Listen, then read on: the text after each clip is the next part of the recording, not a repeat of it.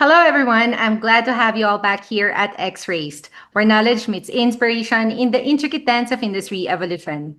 I'm your host, Miles, and today is a pretty special one because we're celebrating ACI Global's 60th episode here on the show. And of course, with a familiar face who's been with us through some incredible conversations about leadership, sustainability, and the future of learning. And if you've been following us for a while, you'll remember that every time he joins us, we leave a little wiser and a lot more inspired. I'm talking about none other than the managing director and CEO of ACI Global and e-Quip. He's one of those rare professionals who doesn't just talk about corporate responsibility and continuous improvement. He's been building it for more than 40 years now. And today, we'll focus this episode on their brand new course about knowledge management in the AI era. But this is not your typical assessment submission type. It's observation based. So let's see how refreshing and innovative it is. As I heard, it's designed to train professionals to think, see, and lead differently in an AI driven world. Here's Ian Erskine. Hi, Ian. Welcome back. And again, lovely to be here with you and our audience, which is growing all the time and getting lots of very, very positive feedback. And yes, it's quite amazing. 60 episodes already. I know. But it's amazing in that when you stop and think about the topics that we have covered, and they've basically all been around learning, as we say, knowledge management. And I guess we're looking to ensure that at all times it's people to people, and we focus on people wanting to accelerate their continuous improvement Uh-huh. and want to really be high achievers. And that's Yes. what all this is about. Yes. And first, congratulations on our 60th episode milestone, Ian. So let's start straight to this exciting new course, which sounds like such a timely evolution for ACI Global. What inspired you and your team to develop this program, Ian? And how does it tie into ACI Global's long-standing mission of building the leaders of tomorrow? Well, it was very interesting what led us to actually develop this course. As you know, it's based on Chat GPT, AI, and chatbots. Mhm. And it sprung up from my discussions with a young man who I've got to know very, very well. And he's been at the forefront of building the algorithms in reference to AI. Mhm. And I know when we started to have our first discussions well over 2 years ago, there was a great deal of excitement, and he's actually used AI to build a little presentation on behalf of ACI Global, which is on our YouTube channel, right? And look, it came up really well, really well.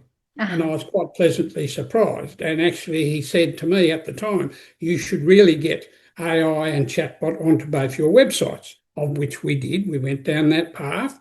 As you know, the outcome of that was people came back to me and said, no, okay, we don't want to speak to a blasted chatbot. We want to speak to you in person. We know you can be a goose at times, and so can we. But, we want to be able to, if we make a mistake, we want to be able to laugh at each other. Uh-huh. And we want to be able to look at your reaction when we say something which is really, really good. Or Uh-huh. we want to see your reaction if, in fact, I'm saying something that's a bit silly. Mhm. And yeah, so we went away from that. But his response now was, it's just moved and is moving so quickly that our belief from their side is people don't really know not only its strengths, but they don't know its threats or what it can actually do and can be actually inappropriately used for. Uh-huh. And having said that, I said, well, yes, we've got courses all built on the standard and so forth. And again, if we were on camera, he would have immediately seen the look on my face. That's not really what we're talking about. What we're talking about is a course one-on-one where you can gauge a person's reaction when you Mhm. ask them some of the leading questions. And I'll give you an answer. When I was talking to the lovely lady that you're going to meet very shortly in an organisation that I'm working with. And I know when we spoke about things, and what we spoke about yesterday was, and I asked her, I said, okay, where you're at now and your development, going back over the years, can you give me a bit of an overview or an outline of a really challenging moment in your life? Okay. And it was quite amazing just to look, and she sat back and you could see the look on her face, and you could see that she was thinking through, yes, what was, and then she demonstrated to me an outstanding thing that had happened, right? Uh-huh. And it was quite amazing because the look was intense, which is demonstrating that she's thinking very hard about it. Then, as she started to explain it to me, the look changed from uh, providing that message to a sense of excitement and relief that she had taken the challenge on head on, met it, and she'd Uh-huh. come out the other side, and she was so happy at the end of it. Again, very much like yourself, very expressionist, right? The big Yeah. smile, beaming eyes, and that's what this is all about, right? Mm-hmm. Because what we want to actually do is challenge people. Okay, so when we ask that question, do you really understand what you're doing when you put a message or you put your email in Uh-huh. there in the chatbot? Do you really know where that goes? Yeah. And that's what this is about. It'll all be observation based. So they'll sit there on a camera with their facilitator. At this stage, a lot of that will be done by myself and two or three of my other colleagues, Mm-hmm. right? All with a lot of experience in the learning and training industry. And we will ask these questions and just see what the response is, and then we'll go from there. I see. Very clear. And I think that's such a forward thinking perspective, Ian, especially the way you connect the concept of continuous improvement with the way AI is reshaping how we learn and lead. And it really shows that staying relevant, aside from just keeping up, it's also about continuously reimagining how we grow. And what really caught my attention is that this new course, Ian, it's predominantly observation based, as you said, which is quite a shift from traditional assessment submission models. What drove that decision? I mean, how does this observation led approach transform the learning experience from participants? Well, again, this was a challenge that was thrown to me by others. Uh-huh. And it's something we're now seeing in our assessment based model where people are responding, and it's not hard to pick. You can actually pick when it's not their work, it's where they've gone and they've used AI to generate an answer. Mhm. And one of the simple ones are where I saw some response come back lately in reference to one of the topics we discussed, and it was saying that AI was literally revolutionising the service industry. Now, immediately I saw that, I thought, well, no, unless they're talking about revolutionising it in the wrong way. And Okay. that's ultimately what it was, because in the service industry, there's literally thousands of jobs already being shed, right? And I think I Uh-huh. told you the story when we went overseas. A lot of the big travel companies now have replaced one-on-one discussions with, oh, Mr. Erskine, do you have a question about your trip to Dublin? You don't have that anymore. You have to put that in a chatbot screen, ask the Uh-huh. question, and then whack, whack, whack, whack, comes back an answer. What are you interests are and so forth, and you've got to put that. So in actual fact, you're telling them exactly what the tour leader or the travel agent would already know, Mm-hmm. because AI doesn't know that. It's got to go into the whole big melting pot of all the knowledge that's being stored in Data. the data centers, Mm-hmm. drag that out as a generic model, and go from there. And yes, so that's basically where this has come from. is to change that model in this situation, Mm-hmm. so that we get the response from the people straight away. So basically, they have to just answer straight away. So Mm-hmm. basically, on the spot, which is straight from your brain. And when you stop and think about it, that's the best answer anyway. Uh-huh. And we challenge people, if they don't really understand about chatbot, tell us. Don't beat around the bush or try to explain it if you don't understand it. It's better to come straight out, oh, look, I've just started to use it, and to use the young lady that I've been talking with over the last couple of weeks, and we're building a system for them, is that her first response was, oh, yes, I'm starting to use it, but at the back of my mind, I've just got this feeling that perhaps I should be thinking these answers out myself. Mm-hmm. And then after our discussion together, she immediately on the spot said, okay, that's it. I'm not going to use AI at all. Uh-huh. And she's weaned herself off. And we met each other yesterday again, booming smile. And she said, Ian, you'll be very proud of me. I haven't used chatbot once this week. It's the I've done it British all lady, right? myself. Yes, I've done it all myself. I've done all the thinking, and this is what it is. And she actually said to me, it is so refreshing because you have that feeling that the problem's been thrown to you, you've nutted it out, and it's refreshing to come to that answer yourself Uh-huh. rather than, oh, hang on, I'll just stick it in the chat bot and they'll tell me. And as she said, it's horrifying when you put it back. They tell you what you're thinking. Why would you want that? Mm-hmm. Makes sense. And That's I what's our brain for. Mhm.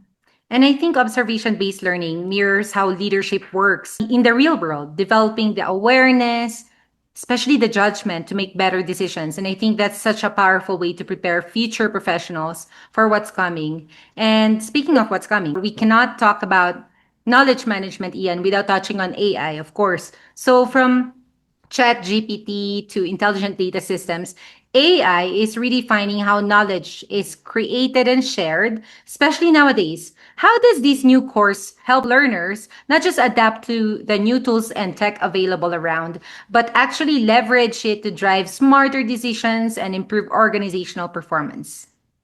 Well, this is where again it comes back to doing the job yourself, and it's quite specific in all the industry standards, particularly in the ISO standards. It talks about knowledge management. It talks about documents, and it talks about a document must have an owner. Someone must own that document. Now, Mhm. and this is where we say, if you put that to an external source, allow it to go away and source all that information out of a huge data bank and bring it back and throw it on your desk and say, right, there it is. There's your checklist where you're going to test someone's mental ability to nut out a problem. Uh-huh. Whereas with an observation assessment and doing that one-on-one, but even just a person doing that themselves, right? It's so much more realistic. And when you do an observation assessment and you ask that question, what you're actually asking them to do is respond in reference to what knowledge they already have, Uh-huh. what has happened in their life's experiences and so forth. And more often than not, they will be able to come back and give you a response to that answer based on their experience and what they have learnt and what is stored in their Uh-huh. brain. And again, I give you my experience where people pump my brain or continually asking me questions. Okay, have you any experience from past experiences, for argument's sake, in the handling of dangerous goods, natural gas, LPG, and so forth? And Mhm. I can go back over my years in the industry and give them the goods and the bad and the incidents and things like that. Mhm. And and people then have a better understanding of that, right? And that's Yeah. where you get again with the observation assessment, right, you're getting knowledge sharing from the candidate and the facilitator or the mentor, right? That's where it becomes so powerful, right? Because I can actually speak one-on-one with the candidate. Now, if I'm going to ask them a question of their true knowledge of chatbot and GPT, right, there will be people that will come back to me and say, oh, yes, in my job, I'm beginning to use that exclusively, right? I will listen intently, and providing they understand the dangers and the risks, once that knowledge leaves themselves, goes away, if they understand that and have a way of controlling that, that's fine. And when you stop and think, and this is what I've now been speaking to a number of people about, whereby they're not going to mind so much using a chatbot, providing the provider of that chatbot can clearly provide a notice to them that their Mm-hmm. personal information will be protected. Yeah. They have an ability, if they need to, have that information returned. Mm-hmm. Because what is happening is people are putting a lot of intellectual Information. property Mm-hmm. into the chatbot. And the moment it hits the chatbot, people have to understand there's one word for it. It's instantly hacked. It's Mm-hmm. taken, put into the data center, then it's churned around, and the machine will look at an improvement or a response Uh-huh. and send it back to you. Now, Mm-hmm.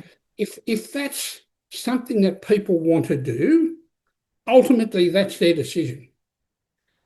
What our role is as a learning provider is to be able to demonstrate to people, okay, as long as you realise that's what's happening when you use chatbot. Uh-huh. Okay. Now, what I'd like to see is collectively people get together and say, hang on, let's all go to Google or let's all go to Microsoft, right? And say, okay, we're happy to use chatbot, providing you have that privacy statement, right? Yeah. There for us to sign and you to acknowledge we have signed it, right? There's nothing that would be fine, okay? Okay. And that's where they then demonstrate their ethics, they demonstrate their openness and transparency. But I challenge anyone, ChatGPT doesn't do that. Yeah. Whereas some of the companies using AI and their own chat have already jumped to that conclusion. And there's a little checkbox where you have to sign and acknowledge that that information is going away and then coming back changed. Mm-hmm. If you're happy to use that, you tick that box. If Mm-hmm. not, you move on. Right. Okay. Mm-hmm. Now that's what I'm wanting to see, that openness and transparency, which I'm afraid to say is not there, right? Mm-hmm. But the very leading reason why we did this was just so that we could bring it to the attention of everyone, right? Let them have a chat with seasoned professionals, okay, so that we can get their ideas, we'll give them our ideas, and then we can move forward, hopefully, with a better understanding of the proper use of AI, Mm-hmm. right, which ultimately must not be at the behest Yeah. of people and human intelligence. Mm-hmm.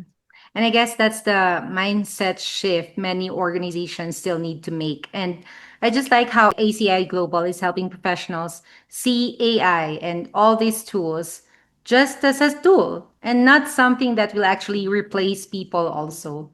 I mean, it should be a catalyst, supposedly, for better thinking, collaboration, and strategy for as long as it's ethically used and the data is utilized the right way, as you said. And our regular audience already know that ACI Global has always been built around developing people's competence, skills, and capability as the foundation of sustainability. How does this new course, Ian, blend that ACI philosophy with the opportunities and challenges that come with the AI era? Well, this is a very interesting one because we've built it again, it's been built on past experience. We get them to give us an understanding of foreseeable risk, right? And our challenge is to them, even before they start the course, to actually read the little book, Who Moved My Cheese, right? Uh-huh. We also ask them to think of a defining moment in their career or a defining moment in their life, right? Uh-huh. Be prepared to openly discuss that. And again, the reason why we do that is, and it's amazing, as I said when I was speaking to this young lady yesterday, to see her facial reaction change as that event changed her life, to see how she'd gone through that period of time to be a better person. The image of her face changing, the facial recognition was worth $1 million to me, because it demonstrated to me the way of being able to ask that question, get that response, right? She's learned something, I've learned something, Uh-huh. and the two people, not just one person, two people are better off for that, right? Interaction. Uh-huh. And this is what we're saying in reference to AI. Wouldn't it be better to have a senior professional or seasoned professional at the other end of that chat box, Uh-huh. right? Answering that question from true life experiences Uh-huh. and things like that. And this is going to lead me on to something else where I started to touch on to you when we visited Cambridge, and we talked to a number of the leading universities and things like that.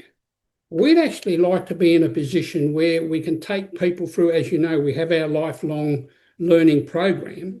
We'd Uh-huh. like to be able to set our people up that are going through our courses to a position where they can take that extra step up and do a university degree at a leading university. Could be the Cambridge University or one of the other leading ones, some of the leading universities here in Australia, just for them to be able to take that to the next level, right? Uh-huh.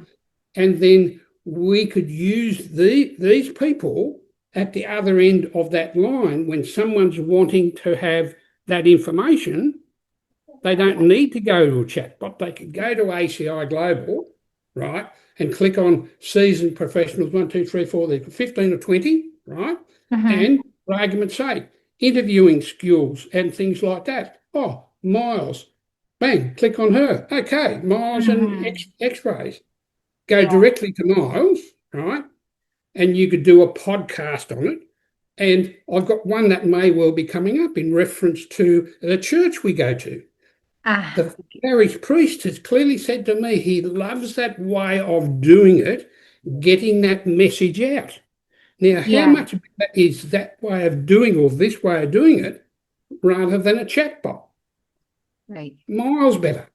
Just like what you offer, I mean, through the website. I mean, there's a real person because it really ties back to the human side of transformation. You can have all the AI tools in the world, but without that right mindset and capability, I think the impact is limited. Your focus on competence and continuous improvement keeps that human element right at the heart of innovation.